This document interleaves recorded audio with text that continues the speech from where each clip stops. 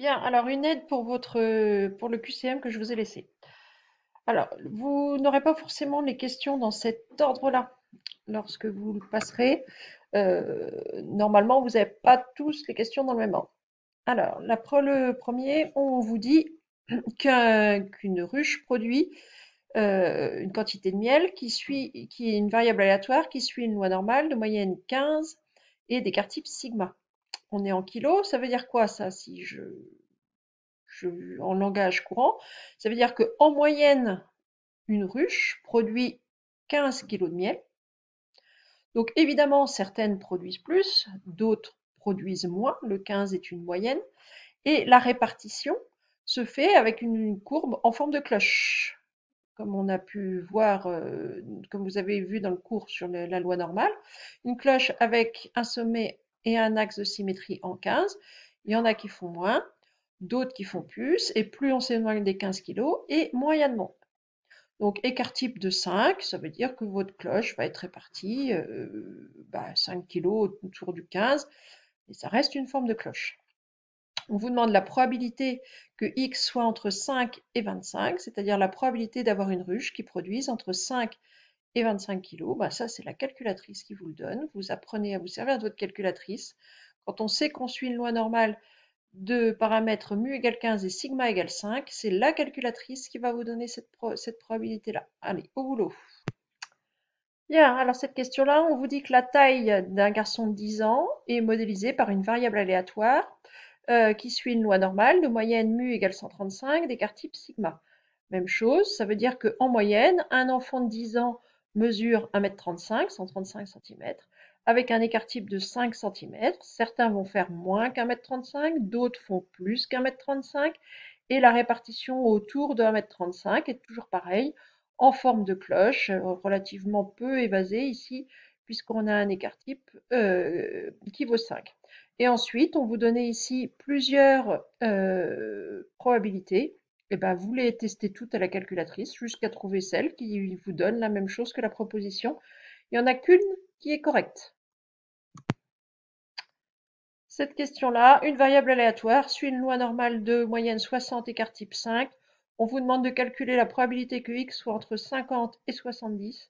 Là, c'est purement calculatrice. Vous allez voir la vidéo YouTube qui vous explique comment vous servir de la calculatrice. Et il n'y a que ça à faire. Cette question-là, c'est le même énoncé, c'est juste pas la même probabilité. Vous voulez la probabilité que x soit supérieur ou égal à 65. Et ben, regardez comment on fait ça à la calculatrice. Alors, il est vrai que c'est beaucoup plus facile pour ceux qui ont une NuWorks, mais cela étant, pour les autres, si vous regardez bien la manipulation à la calculatrice, ça devrait bien se passer.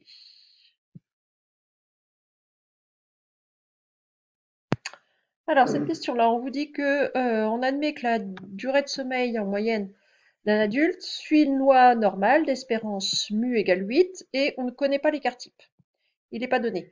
Donc, en moyenne, un adulte dort 8 heures par nuit. On ne connaît pas l'écart type, par contre, on estime que la probabilité qu'un adulte dorme entre 6 et 10 heures est de 0,8. C'est-à-dire, en 80% des adultes dorment entre 6 heures et 10 heures. Et on veut la probabilité qu'un adulte dorme moins de 6 heures. Alors, c'est probablement la question la moins facile du QCM. Moi, je vous conseille de faire un croquis. Il y a un exercice qu'on avait fait en début de chapitre comme ça, de faire un croquis. Vous faites une courbe en cloche. Vous savez que votre espérance vaut 8. Vous faites votre dessin. Vous regardez où va être la probabilité que votre adulte dorme entre 6 heures et 10 heures. Vous la assurez et vous regardez celle qu'on vous demande et vous essayez de voir parmi les différentes réponses proposées laquelle a une chance d'être correcte.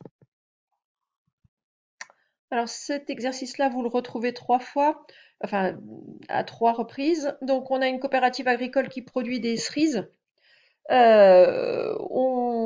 admet que la taille des cerises donc, suit une loi normale de moyenne mu égale 22 mm, c'est-à-dire que ce type de cerise fait en moyenne 22 mm de diamètre. Et il y a un écart type de 1,6 mm. Donc certaines sont un peu plus petites, d'autres sont un petit peu plus grosses. Et là encore, on suit une loi normale, c'est-à-dire qu'on a une courbe en forme de cloche qui va nous donner la répartition des tailles des différentes cerises. Et donc, on vous dit qu'une cerise est classique si elle a une taille entre 21 et 23,6 mm, gourmande si c'est une grosse cerise qui a une taille supérieure à 23,6 mm, et déclassée, c'est-à-dire qu'elle ne peut pas être vendue si elle a une taille plus petite que 21 mm. Donc, vous allez retrouver la question 3 fois dans le QCM. Je vais pas on va pas remettre les 3, hein, mais en gros, on vous demande la probabilité que la cerise soit classique, qu'elle soit gourmande et qu'elle soit déclassée, c'est-à-dire la probabilité d'avoir T entre 21 et 23,6, T plus grand que 23,6, T plus petit que 21. Vous savez que vous avez une loi normale d'espérance mu égale 22, d'écart type sigma égale 1,6. Ben là encore, il va falloir apprendre à vous servir de la calculatrice et ça devrait se passer pas si mal. Enfin, donc dernier énoncé qu'on retrouve là encore 2 fois dans le QCM. On vous parle d'un test d'aptitude qui est évalué sur 100 points et pour le réussir, il faut avoir au moins 60, donc plus que la moyenne. Le score d'un candidat suit une loi normale d'espérance mu égale 66 et d'écart type sigma qu'on ne connaît pas. C'est-à-dire qu'en moyenne, un candidat obtient 66 points sur les 100. On sait que c'est une loi normale, donc des scores en forme de cloche, avec une symétrie au niveau 66. Il y en a très peu qui ont très peu de points, très peu qui sont à 100. On ne connaît pas l'écart type. Par contre, on sait que la probabilité qu'un candidat ait entre 60 et 72, elle est de 95%, 0,95. C'est-à-dire que il y a 95% des candidats qui vont avoir entre 60 et 72. Et on vous demande, à l'aide de cette indication, de trouver la valeur la plus proche de sigma. Donc ça, c'est pour cette question-là. Eh bien, là, il va falloir lire attentivement ce que je vous ai envoyé dimanche et ça devrait pas si mal se passer. Et deuxième question qu'on vous posait à l'aide de cet énoncé, c'était la probabilité d'échouer au test, c'est-à-dire la probabilité d'avoir moins de 60 points. Alors, c'est peut-être la deuxième question la plus difficile. Et encore, regardez à quoi ressemble la courbe là encore dans ce que je vous ai envoyé dimanche. Et puis, essayez de vous débrouiller un petit peu avec ce que vous savez. Voilà, je ne veux pas trop vous en dire sur celui-là. Mais normalement, maintenant, avec cette vidéo-là et une bonne calculatrice, vous êtes quand même à même d'avoir des notes assez correctes à ce QCM.